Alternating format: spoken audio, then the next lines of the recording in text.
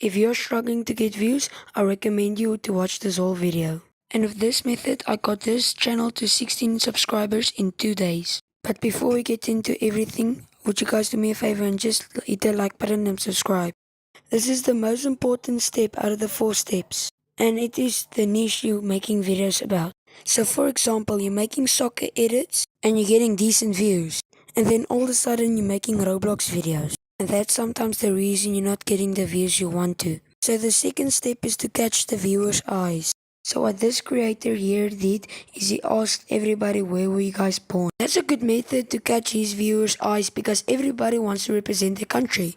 And the third step is the hook. There's 2 types of hooks, the negative hook and the positive hook. For me, I usually use the negative hook because then you can use a solution. And the solution makes the viewers more curious what you're gonna do.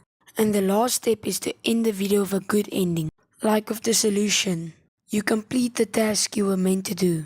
And thank you guys so much for watching my videos. I hope this helped you guys to get more views. Bye.